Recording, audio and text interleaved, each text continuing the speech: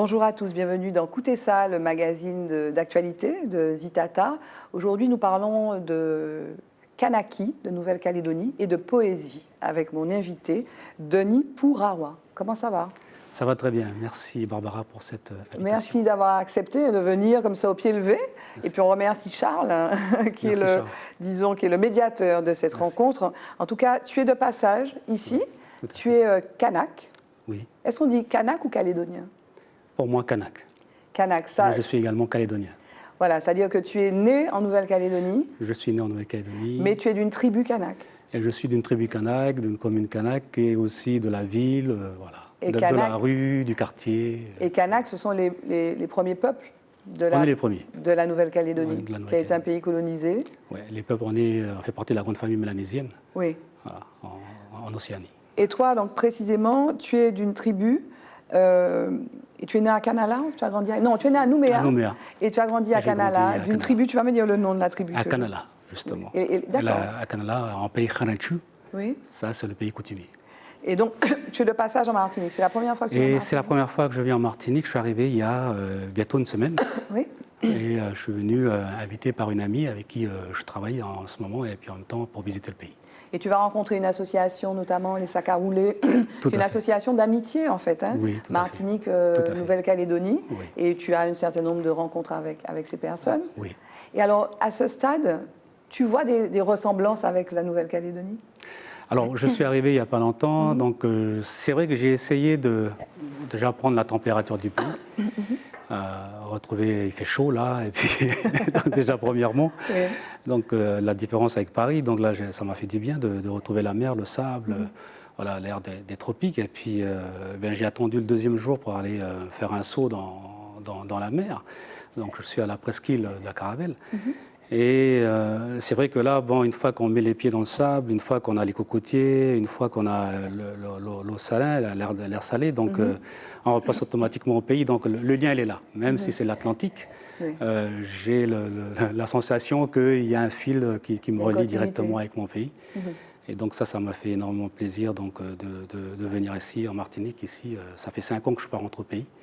Donc voilà. Entre-temps, donc il y a la Martinique avant de reprendre le cap de la Nouvelle-Calédonie. Mais bon, tu vis, tu l'as dit, enfin tu l'as esquissé, tu vis à Paris, tu vis à Lyon. Et effectivement, tu ne retournes pas systématiquement ou régulièrement en Nouvelle-Calédonie. Non, c'est difficile. Le billet d'avion, en effet, est très cher. Et puis dernièrement, il y a eu la Covid aussi, 2 années de blocage là. Et je suis en Normandie en ce moment, parce que je vivais à Paris, ensuite à Lyon. Je travaillais entre Paris, Lyon et la Normandie, dans le milieu du théâtre. Tout à fait. Parce que je suis aussi comédien. Mais quand je suis parti de Nouvelle-Calédonie, je dis Kanaki pour moi. Oui. Je suis parti de Kanaki, j'ai quitté Kanaki en 2008. J'étais venu en France par une invitation de la ville de Paris qui m'avait invité dans le cadre d'une résidence à la Cité internationale des arts, où j'avais fait une proposition de recherche, d'expérimentation sur la poésie dans l'urbain. Donc, comme c'est mon domaine, j'écris que de la poésie. Donc, c'était un peu mon projet sur quoi j'étais venu à la Cité internationale des arts. Et puis, j'ai fait une recherche d'expérimentation sur la poésie dans l'espace public, l'espace privé, etc. Donc, c'est ce qui m'a permis de venir à Paris la première fois. Cette époque-là. Alors, tu as écrit des ouvrages, donc tu es comédien, mais tu es aussi auteur, tu l'as dit, de poésie, entre autres, mais tu as aussi écrit un livre jeunesse Théa Kanaké, dont on va parler tout à l'heure. Mais La Taraudière, donc c'est un ouvrage, un recueil de poèmes, et je voudrais en lire un extrait, si tu permets. Ah oui, avec plaisir. Météoro, je suis en négation, à ce monde tout industriel, je suis en mal, une toute pulsion. Me retenir, mon arc-en-ciel, serait ma folie censurée. Je m'emploie, me déploie, particule, sans surface, tout profondeur. Pulsion amphibique d'un corps des lieux, organiste au sens sensuel. Profanise, postulat d'un jour religial. Profane, faille à toute pulsion, élabore l'épanouissement en Justine. En soi, le positivisme transcendantal, négation. En une toute pulsion, loin de l'industrielle affliction. Alors, c'est quoi? C'est surréalisme, c'est quelque chose qui est très ancré, et d'une façon générale, ta poésie, ton écriture est ancrée dans la nature. C'est quelque chose qui est essentiel et il me semble que c'est quelque chose d'essentiel aussi pour les Kanaks. Tout à fait.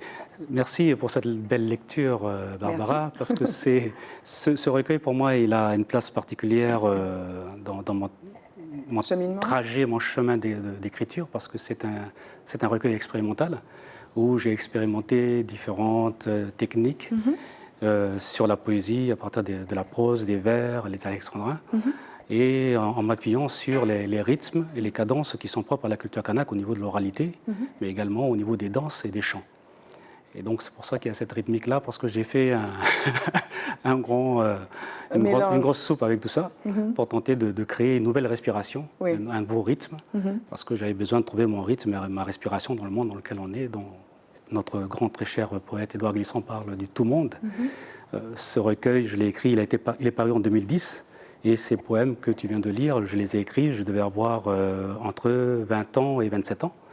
Là, j'ai 48 ans. Donc tu écris depuis très longtemps. Très longtemps, je ne sais pas quoi dire, mais en tout cas, j'expérimente, je travaille mon écriture, en effet. Et alors, donc la nature, c'est vrai, c'est un point un peu central de ton vécu aussi d'artiste, non? Oui. C'est quelque chose aussi que tu décris aussi dans cet ouvrage jeunesse. Tout à fait. Théa Kanaké, oui. La nature, elle n'est pas seulement au sens où on nous fait croire au niveau du fait que on fait partie de la faune et la flore.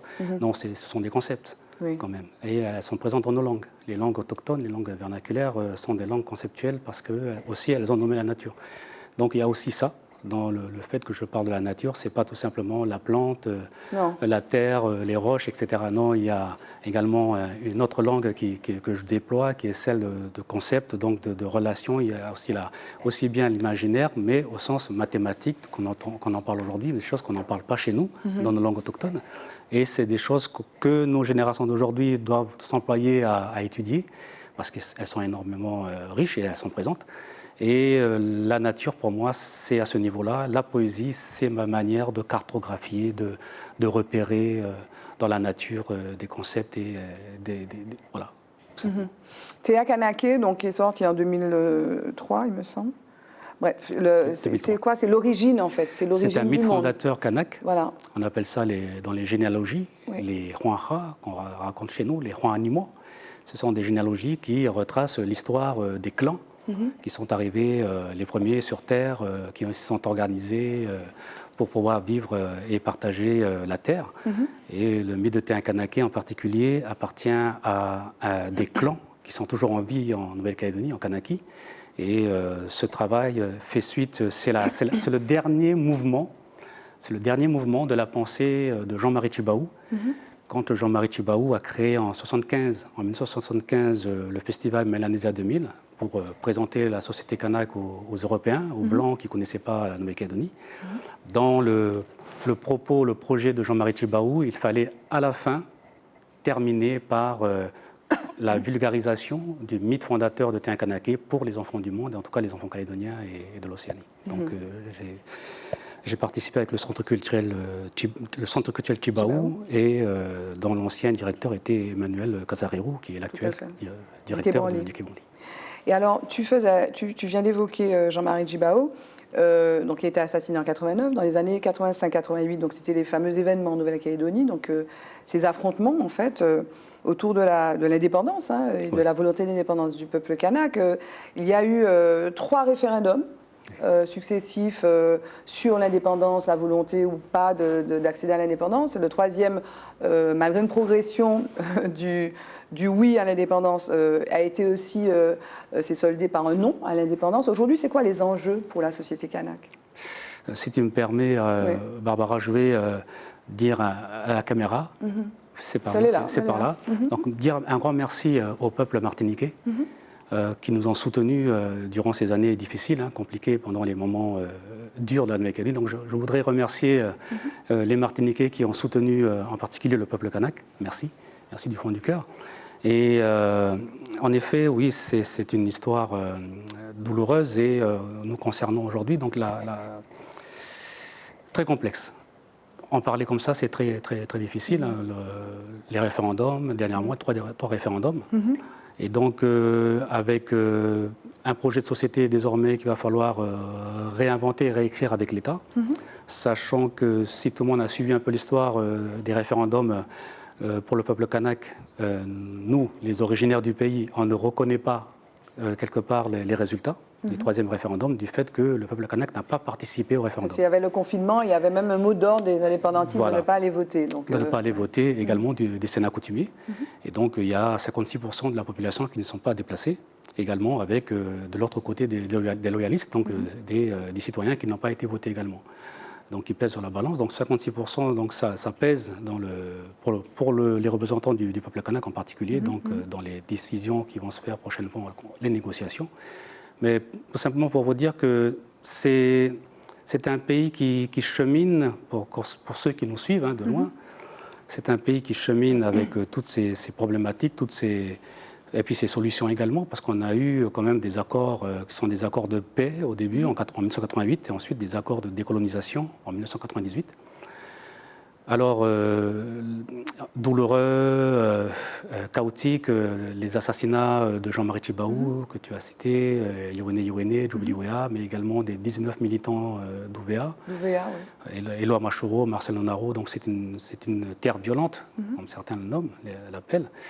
Mais également, elle est pleine d'espoir parce que c'est une génération, un pays jeune, avec énormément de jeunes qui se forment aujourd'hui.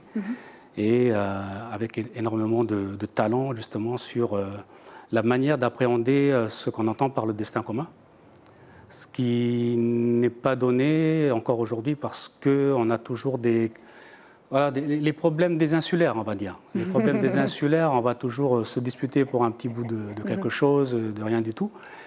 Mais l'enjeu, le défi, c'est d'espérer, de croire qu'il y a des possibilités qui sont également au-delà de nos barrières de corail, la barrière de corail. Par exemple, je suis en Martinique et si je suis venu, c'est aussi parce que j'ai envie de marcher sur les traces de mes contemporains, de mes lumières. Donc je pense en particulier à Aimé Césaire et Édouard Glissant.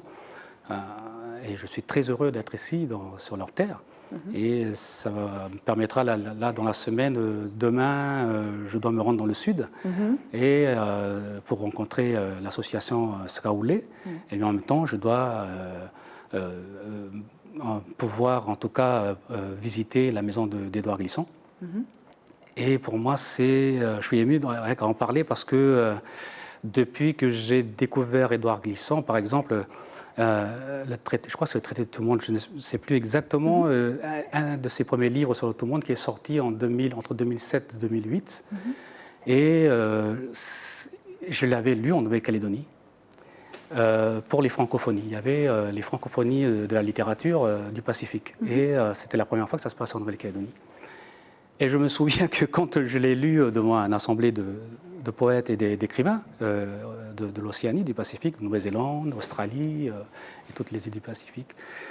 Quand je l'ai lu, il y a eu des écrivains calédoniens,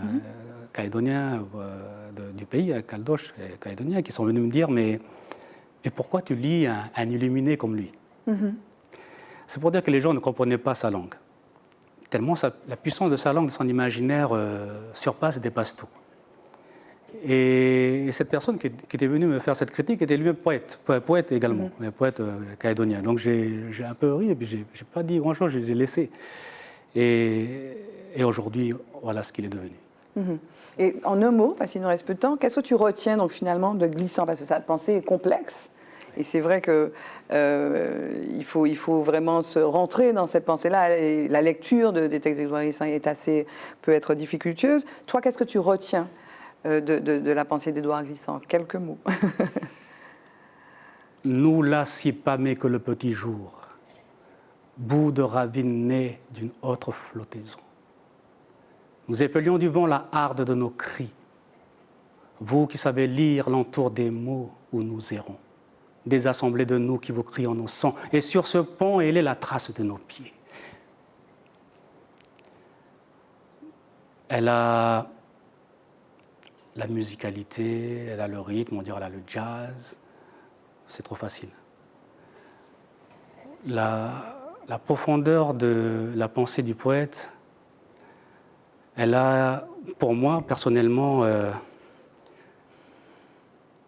j'ai envie de dire que depuis, je l'ai dit à mes amis, depuis les Grecs, depuis les Grecs, on n'a jamais eu une pensée aussi limpide. Je le considère, voilà, Ok. à cette hauteur-là, à cette puissance-là. Qu'est-ce qu'on peut te souhaiter, Denis? Tout simplement de visiter encore le pays et puis de rencontrer du monde ici au pays. Bon, on se retrouve lors d'un prochain séjour en Martinique alors. Merci de nous avoir rendu visite. Merci beaucoup. Merci.